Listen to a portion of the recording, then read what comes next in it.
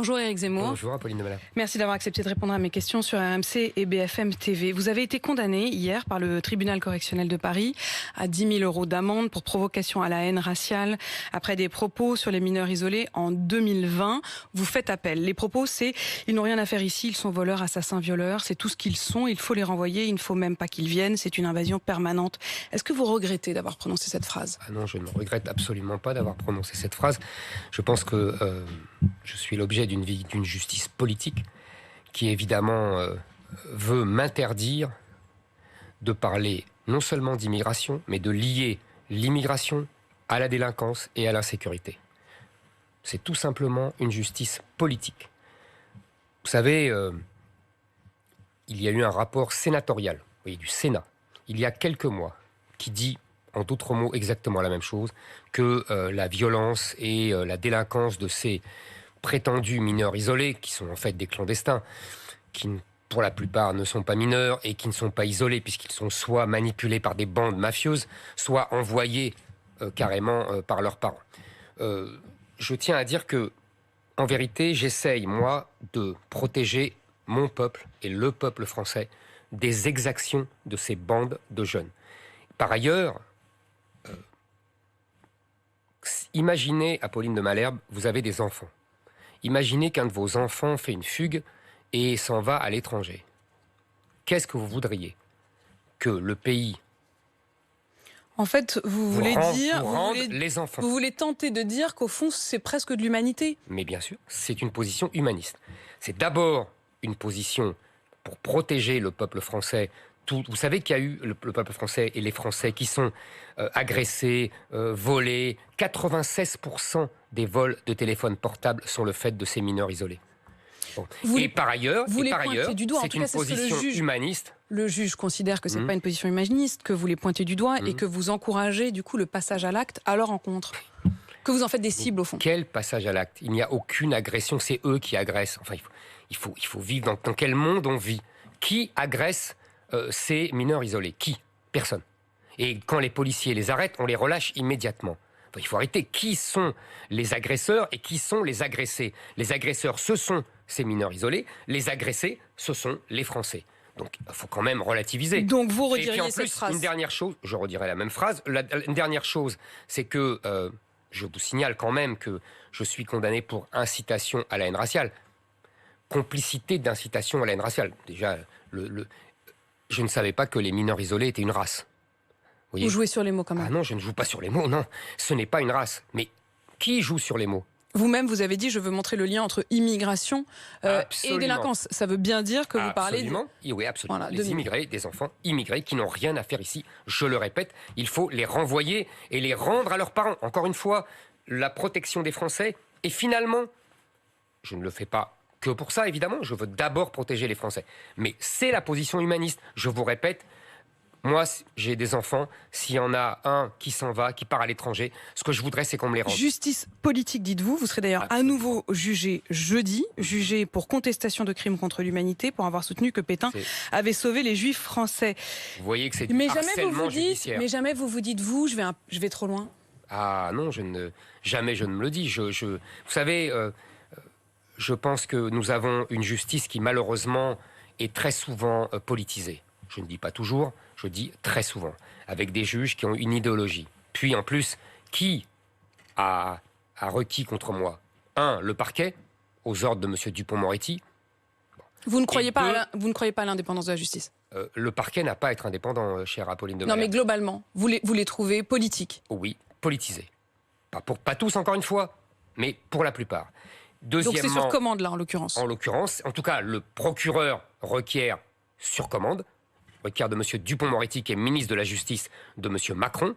Et deuxièmement, les dizaines d'associations et les présidents de conseils généraux, tous socialistes, c'est évidemment politique, qui veulent ma peau depuis 10 ans.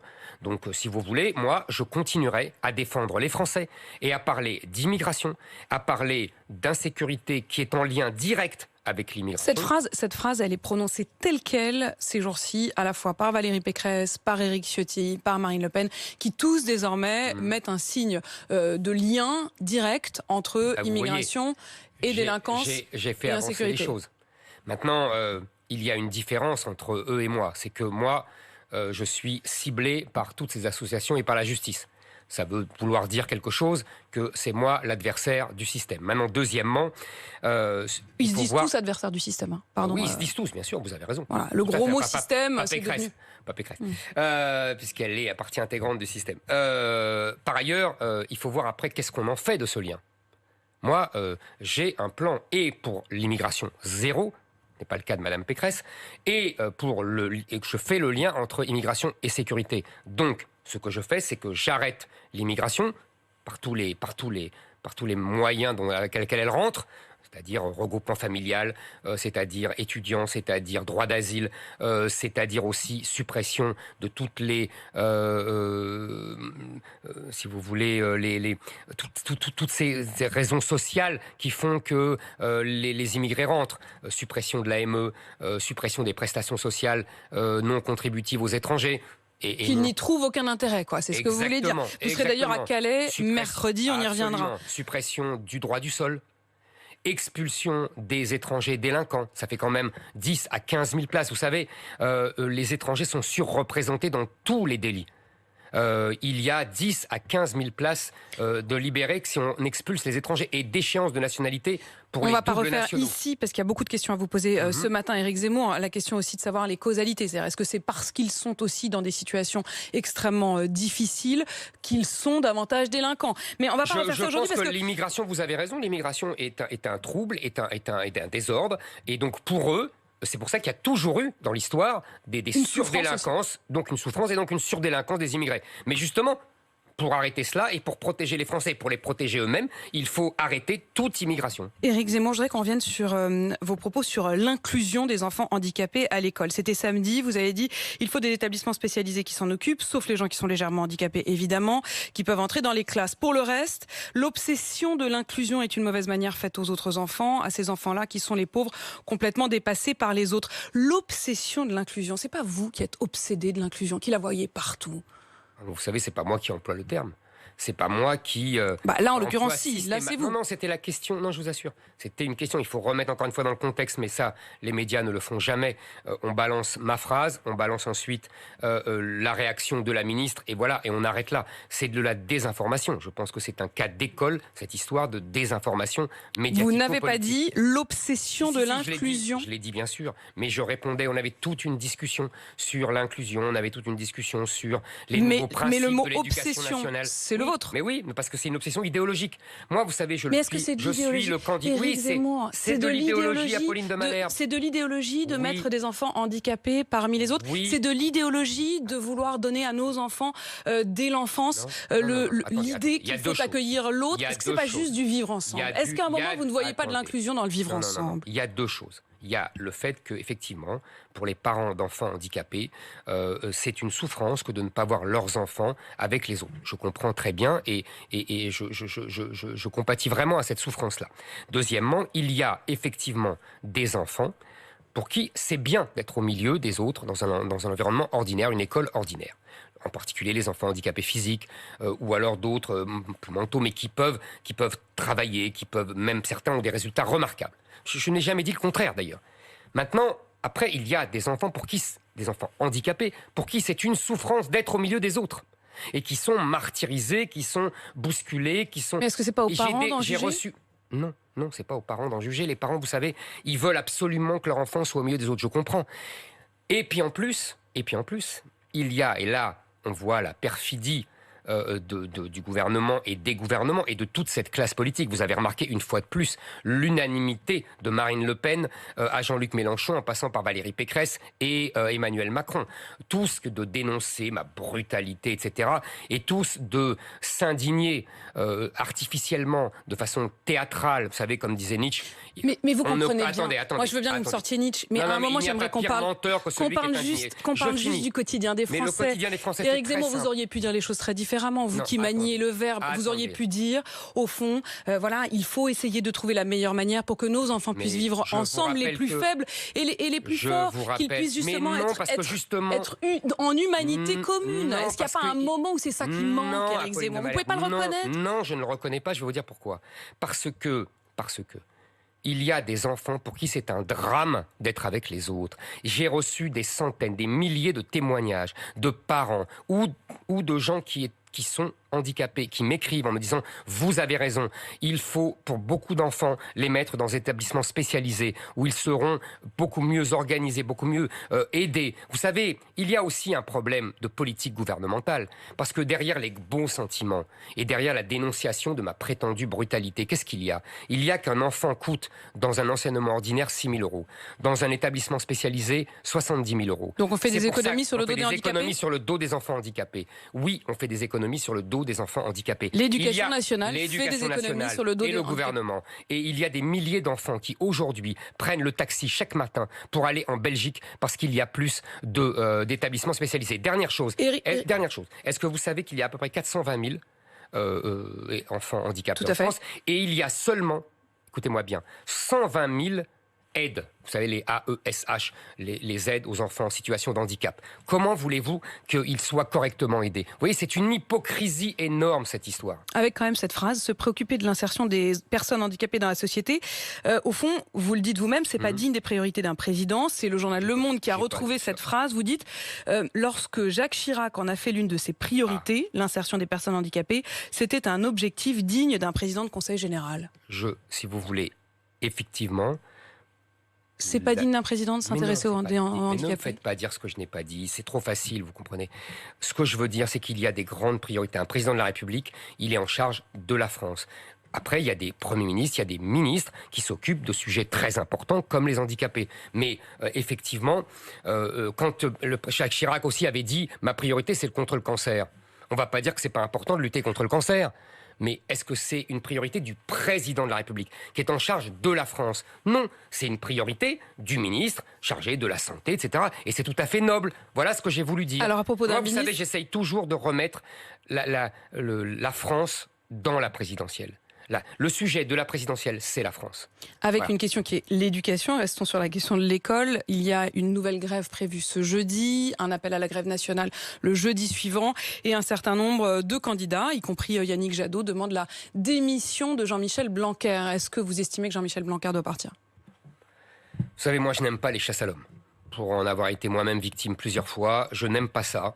Donc j'ai des désaccords avec Jean-Michel Blanquer. Je critiquais Jean-Michel Blanquer quand M. Jadot se taisait. Moi, maintenant, je ne demande pas la démission. De toute façon, qu'est-ce que ça va changer ? Est-ce que c'est pas Jean-Michel Blanquer qui est responsable ? C'est Emmanuel Macron.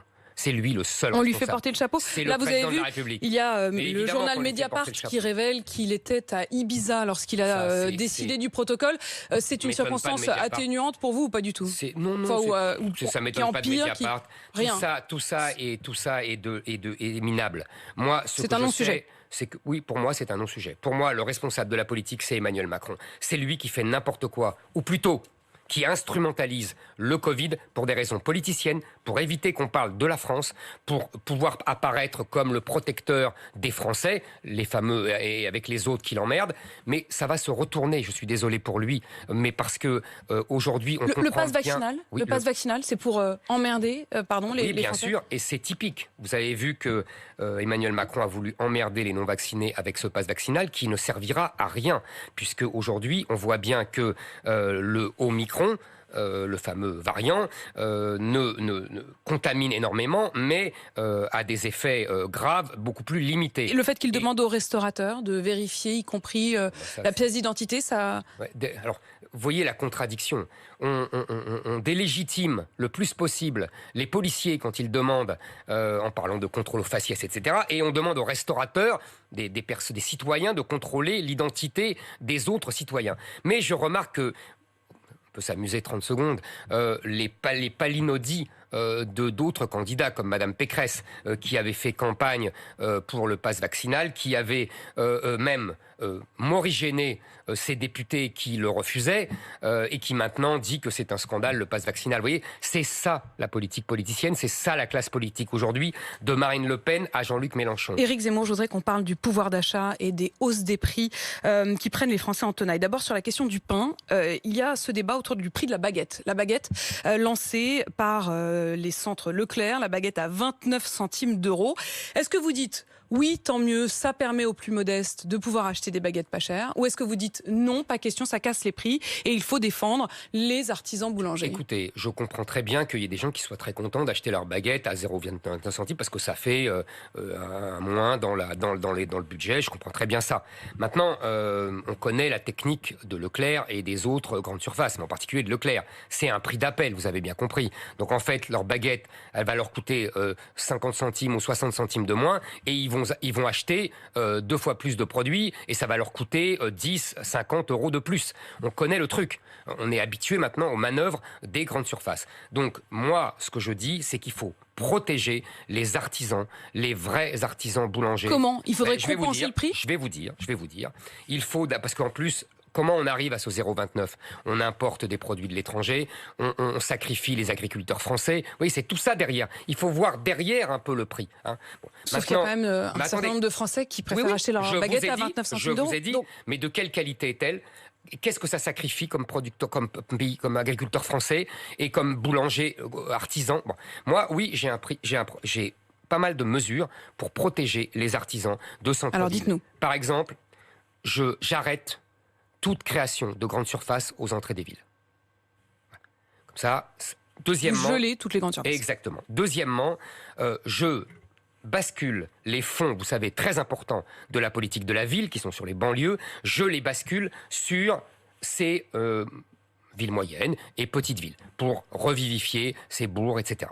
Troisièmement, pour les artisans, je propose d'augmenter le plafond de l'IS à taux réduit. Au-delà de ces termes technocratiques, qu'est-ce que je veux dire? Je veux dire, vous savez, aujourd'hui, il y a deux impôts sur les sociétés. Le tarif normal, 25%, et le tarif réduit à 15%. Sauf que le tarif réduit, il ne s'applique que jusqu'à un plafond de 36 000 euros de bénéfices. Vous le faites sauter? Moi, je dis, il faut augmenter ce plafond jusqu'à 300 000 euros, comme ça, tous les petits commerçants, les artisans qui font du bénéfice pourront payer un tarif réduit. Et du côté de l'essence, il n'a jamais été aussi cher qu'aujourd'hui de faire son plein. Vous, président, vous faites quoi? Raison. Alors, d'abord, il faut bien comprendre que toute cette augmentation de prix du tarif de l'énergie vient d'une gestion chaotique de l'Europe, de M. Macron, et qu'il faut absolument dénoncer. Maintenant, pour le prix de l'essence, on parlera, j'imagine, de l'énergie ailleurs. Pour le prix de l'essence, si vous voulez, je considère que je propose que tous les salariés, il y a 8 millions de salariés français qui vont en voiture à leur travail. Ceux-là, je propose que leur tarif kilométrique, c'est-à-dire ce que leur coûte en essence, soit payé par moitié par les patrons. Vous savez, comme nous, urbains, nous avons le pass pour le métro. Quand on paye le métro, oui, mais on ça, a la moitié. Qu'est-ce qu'il en est pour emmener les enfants à l'école, pour aller faire ses courses? Déjà, accordez-moi que pour aller au travail, c'est bien. C'est pas mal d'avoir la moitié de son essence payée par le patron. C'est une aide colossale. Maintenant, pour aller faire ses courses, il faut surveiller les prix de l'essence. Donc vous ne supprimeriez pas les taxes, ou en tout cas pas de manière immédiate comme ça? Pas de manière immédiate. Je pense que c'est vous savez, il faut un ensemble global de l'énergie. Il y a une politique de l'énergie. Il y a une politique qui devrait favoriser le nucléaire, pour favoriser le nucléaire dans l'électricité, et que Emmanuel Macron n'a pas fait. Il découvre 6 mois avant l'élection que le nucléaire, c'est formidable. Mais mieux vaut tard que jamais, vous êtes d'accord là-dessus? Ah oui, mais dans ce cas-là, si vous voulez, on absout tout. Il a proposé en 2018 la fermeture de 12 réacteurs. Il a fermé Fessenheim, il n'était pas obligé. Moi, je propose qu'on arrête ce plan-là de fermeture, qu'on crée 14 réacteurs nucléaires de plus, et qu'on prolonge les actuels réacteurs, leur durée de vie jusqu'à 60 ans. Vous voyez, pour permettre vraiment une utilisation pleine et entière du nucléaire. Avec cette question, l'Europe, sur ces questions de l'énergie, elle est très importante. Absolument. L'Europe qui sera au cœur des attentions demain. Emmanuel Macron sera à Strasbourg. Vous voulez parler d'Europe, mais vous le ferez depuis Calais. Pourquoi? Parce que Calais est le type même de ville sinistrée par Schengen et par la gestion apocalyptique de l'immigration par l'Europe, par l'absence de frontières, par ces frontières, vous savez, ils arrivent à Calais parce qu'ils veulent aller en Angleterre, mais avant, ils sont passés par la Grèce, par l'Italie, et tout ça, ils rentrent comme dans du beurre, là-dedans. C'est absolument impardonnable. Nous devons tout à fait réviser Schengen. Mais... Vous arrêtez Schengen? Vous arrêtez Erasmus? Attendez. Pourquoi j'arrête Erasmus? Parce que c'est aussi une circulation au sein de l'Europe. Les étudiants, ils repartent, c'est pas le problème. D'accord. Ils viennent. Non, il n'y a aucune raison d'arrêter Erasmus. Ça n'a rien à voir. Là, ce sont des immigrés clandestins. Ils n'ont rien à faire chez nous. Donc moi, ce que je propose, c'est effectivement de modifier Schengen, mais je ne suis pas dupe. On va mettre des années. Donc, sans sortir de l'Europe, on a bien compris. Non, on sort pas. J'ai jamais dit qu'on sortait de l'Europe. On ne sortira pas de l'Europe. Et en revanche, on demande la renégociation de Schengen. Je ne suis pas le seul. Je ne sais pas si vous avez vu en décembre, dans le Figaro, il y avait une tribune de 11 ministres européens. Les Hongrois, les Polonais, les Grecs, les Lituaniens, les Danois, qui demandent aussi une modification de la politique migratoire de la Commission. Donc il y a la moitié des pays qui est favorable à cette modification. Mais je sais très bien, je ne suis pas dupe, ça va prendre des années, parce que tout est lent à Bruxelles. Donc moi, en attendant, quand je serai élu président de la République, je dirai à Bruxelles, voilà, sur l'immigration, je vous préviens, je ne respecte pas les traités. Je fais une politique qui défende la survie de mon peuple, car je pense que la survie de mon peuple est en cause. Et donc, je vais prendre des mesures radicales. Je vous ai dit, suppression du regroupement familial. Ça, j'ai bien compris. Voilà. Mais au fond, je m'interroge quand je vous écoute depuis le début, et d'ailleurs dans tous les domaines, parce que ce soit sur la question des handicapés dont on parlait tout à l'heure, sur la question des mineurs isolés et de votre condamnation, même sur la question de l'Europe. Serez-vous capable de compromis? Serez-vous capable de dialoguer avec ceux qui ne sont pas d'accord avec vous? Est-ce que gouverner, ça n'est pas ça? Est-ce que c'est pas ça qui vous manque? D'abord, gouverner, ce n'est pas dialoguer. Gouverner, c'est décider. Gouverner, c'est trancher. Gouverner, c'est choisir. Mais c'est aussi faire des compromis. Regardez, même Donald Trump, Trump, dont ça ne veut pas dire de ne pas faire de... Il était capable de faire des compromis parfois. Le problème, c'est que d'Emmanuel Macron, c'est que il parle, il fait mine de prendre des compromis, il ne décide rien. Donc ça, c'est un problème. Moi, je pense qu'il faut décider. Vous savez, moi, je ne me suis pas engagé dans cette campagne présidentielle pour faire carrière, pour être, pour avoir un poste de plus. Je veux vraiment sauver mon pays, que je crois en danger de mort. Donc à partir de là, on peut évidemment discuter. J'ai passé vie... Mais Apolline de Malherbe, accordez-moi que j'ai passé ma vie à discuter. Je débat. Moi, je ne refuse pas les débats. À mener des je ne accords, refuse pas les débats comme Madame Le Pen et Madame Pécresse. Est-ce que vous avez demandé à débattre, en effet, avec l'une comme avec l'autre, et ce stade, elle refuse. Voilà. Robert Ménard, qui est votre ami, il se dit surpris, déçu par votre brutalité, précisément. Est-ce que c'est pas ça le talon d'Achille? C'est-à-dire qu'est-ce qu'à un moment, vous n'êtes pas capable de dire, d'être au fond dans la main tendue, dans l'acceptation de la différence? Même les Américains, quand vous avez fait un discours sur le débarquement, vous vous êtes senti obligé de dire qu'ils avaient tenté presque de nous coloniser. Est-ce que ça n'est pas cette politique de la rupture? Écoutez, qui vous est reproché, y compris par vos amis? Je suis très heureux qu'on me reproche cette politique de la rupture. Oui, je suis la rupture. Oui, je suis la rupture avec le monde actuel. Oui, je suis la rupture avec Emmanuel Macron. Je suis la seule rupture. Ça, vous avez raison. Je suis la seule rupture. Ils ont raison. Je suis la seule rupture. Tous les autres, de Marine Le Pen à Jean-Luc Mélenchon, avec les autres aussi, sont en vérité complices du système. Ils se soumettent au système. Il n'y a que moi qui suis effectivement en rupture. Mais il ne parle pas de cette rupture-là, il parle de votre brutalité et de votre manque d'empathie. D'abord, Robert Ménard se prétend mon ami. Vous savez, je crois, quand je l'écoute et quand je le vois, je crois entendre Charles Pasqua me dire « Avec des amis comme ça, tu n'as pas besoin d'ennemis ». Robert Ménard a fait des choix politiques. Il a choisi de soutenir Madame Le Pen, sur lequel il disait pique-pente pendant des années. C'est son problème et c'est le leur. Maintenant, on peut dire que, vous savez, il y a des amis qui se retournent. Donc, très bien, il est avec Madame Le Pen, il est devenu un adversaire politique, j'en prends acte. Je considérerai désormais tout ce qu'il dit comme le fait d'un adversaire politique. Et donc, je tirerai les conséquences de ça. Exactement. Rupture. Vous savez, la politique, c'est ça. Rupture. Moi, donc maintenant, sur le fond, parce que je réponds toujours sur le fond, la brutalité, c'est le réel qui est brutal. Mais est-ce que précisément la civilisation, c'est pas de le rendre plus humain ? Ce que vivent les Français, Apolline de Malherbe, est brutal. Ce que vivent les Français est terrible. Quand ils sont agressés, quand ils sont volés, quand ils sont, vous savez, quand ils simplement, quand on change leur univers. Et on est en train de changer la France. Moi, je veux que la France reste la France. On l'a bien compris. Merci beaucoup, Éric Zemmour, d'avoir répondu à mes questions sur RMC et BFM TV.